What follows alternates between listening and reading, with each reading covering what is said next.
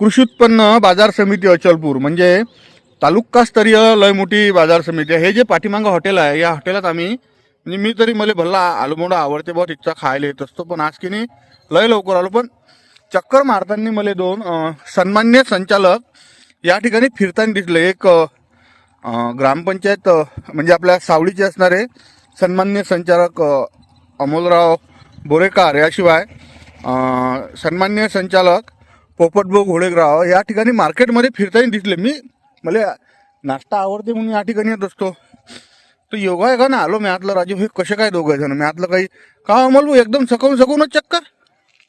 काल आठवडी बाजार होता. आम्ही दर शुक्रवारी पोपटराव सकाळी येऊन पाहत असतो काही एमपीतले येणारे शेतकरी यांची काही गैरसोय झाली काय किंवा मग दुसऱ्या दिवशी येणारा माल आहे. तर योगायोग आम्ही येत असतो पाहण्यासाठी आलो. आता तुम्ही आता पाहता सकाळी सकाळी एक ट्रॅक्टर इथं आलेला आहे एमपीतून, त्यांची काही व्यवस्था असली किंवा रात्री काही तुमच्या कास्तकाराला त्रास झाला काय पुन्हा काही त्यांच्याशी फ्रॉड केला काय, काही लोक राहतात तुम्हाला मध्ये एमपीतले सर्व लोक येतात शेतकरी असतात, त्याची काय व्यवस्था आहे त्या हिशोबाने आम्ही तर पाहतो. काही कोणाला अडी अडचण आहे काय मार्केटच्या पाहण्यासाठी येत असतो. म्हणजे कालचा झाला आठवडी बाजार तसेच ते रेग्युलर येतात. म्हणजे अमोल भाऊ फार क्वचित, पण पोपट भाऊ तर कायम असतात. पोपट भाऊ म्हणजे रोजचाच टाइम आहे का, झोपच लागत नाही का तुम्हाला? नाही तसंच मी सहसा रोज सकाळी 6 वाजता येतोच, कारण सकाळी 6 वाजता काही रात्रीचे शिल्लक जे कास्तकार असतात, आता दररोज मार्केट असल्यामुळं रोजच कास्तकार येतात. पण सकाळी त्याला काही अडचण नाही काय, कोणाला सकाळी नळ चालू आहे की नाही, पाणी चालू आहे की नाही, ह्याही गोष्टी तसेच कर्मचारी असतात. पण एक चक्कर मारणं आवश्यक आहे. सगळं कास्तकार मेळघाटले मधले असले आणि गुरुवारी तर सहसा जास्त गर्दी असल्यामुळे शुक्रवारी तर मी येतोच आणि अमोल भाऊ येतात. काही शेतकऱ्याला अजून काही संचालक असतात सन्मान्य? हा ते येतात ना, जसं त्याच्या पण आमचे सहसा सगळे शेतकरी हे संचालक हे 15 ते 20 किलोमीटरच्या दूर आहेत, त्यांना येणं होत नाही. आम्ही दोघं तिघं जवळचे असल्यामुळं आम्ही शुक्रवार किंवा मधात सोमवारी मंगळवारी सकाळी 6 वाजता येऊन चक्कर मारत असतो, 5-6 वाजता येऊन. बरं मला एक सांगा, मक्याची तर वज्रच आवकून राहील म्हणते बाबा. हा मक्का आता कसा आहे, आता हा उन्हाळी मक्का आहे. आतापर्यंत जो पावसाळी होता तो आला. आता उन्हाळ्यात जो मक्याचं पीक होते तर तोही मक्का आता सुरू झाला आहे. मक्का झाला, आता थोडाफार गहू नवीन येणं सुरू झाला आहे, चणा येणं सुरू झाला आहे. म्हणजे आवक हे चालूच आहे.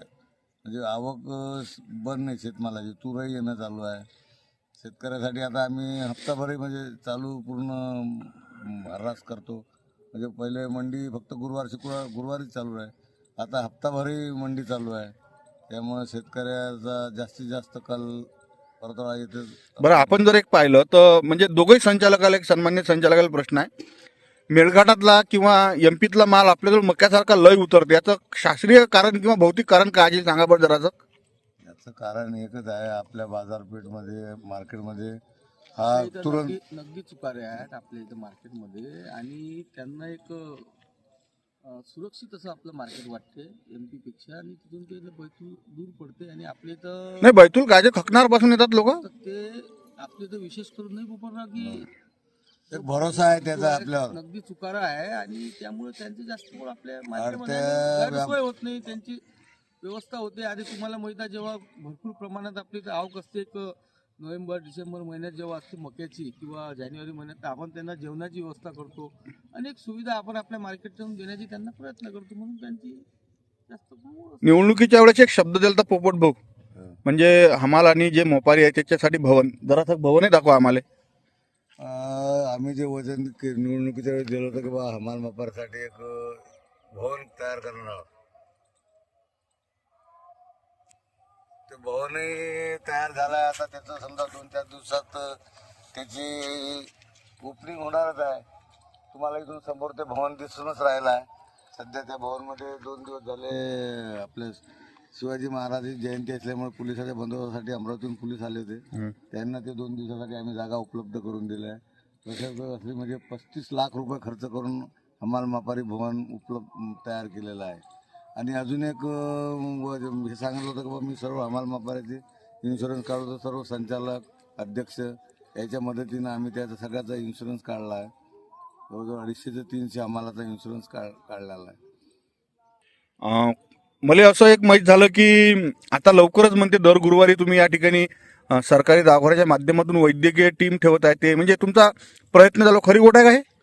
हो, आमच्या बाजार समितीच्या सभापती व सर्व संचालक मंडळाने एक आम्ही असा निर्णय घेतलेला आहे की इथं दुरून हजारो लोक आपल्या मार्केटमध्ये गुरुवारी असतात. तर त्या दिवशी अचानक कोणाची तब्येत बिघडली, शेतकरी, हमाल, व्यापारी, कोणी व्यक्ती सर्वसामान्य, तर त्यांना तुरंत उपचार झाले पाहिजे, प्राथमिक उपचार झाले पाहिजे. त्यामुळे आम्ही त्यासाठी येणाऱ्या काळात इथं एक प्राथमिक वैद्यकीय अधिकारी आणि त्यांना लागणारा स्टॉफ इथं त्यांना एक रूम आम्ही अवेलेबल करून देणार आहोत आणि निश्चितपणे हा उपक्रम आम्ही राबवणार येणाऱ्या काळात. तर हे होते कृषी उत्पन्न बाजार समिती अचलपूरचे सन्मान्य संचालक. आणि म्हणून सांगतो की अचलपूर बाजार समिती एवढ्या प्रमाणात लोक का ठेवतात म्हणजे भरोसा का ठेवतात, एमपीतून हे माल येते. आणि हे दोघं तर असतात. याशिवाय जर पाहिलं तर आमचे रविकिरण पाटील साहेब आहेत, त्याच्यानंतर सभापती महोदय आहेत, स्वतः त्या येतात, महिला असूनही त्या येतात. हा एक भरोसा शेतकऱ्याचा असल्याच्यानं बाजार समिती अचलपुरात भाऊ माल काय पहा बरं, माल हा पहा, कालचा शनिवार दिवस होणे, आजच्या तारखे म्हणजे गुरुवार दिवस होणे, हा एवढा मोठा माल आहे. आणि सकाळून दिवस निघाला का नाही, ट्रॅक्टरची आवक चालू झाली आहे. आणि सकाळून योगागर आलो भाऊ. आज तुम्हालाच माहित आहे, जे चांगली गोष्ट असेल तिची स्तुती व्हायलाच पाहिजे. गावरान 90वर.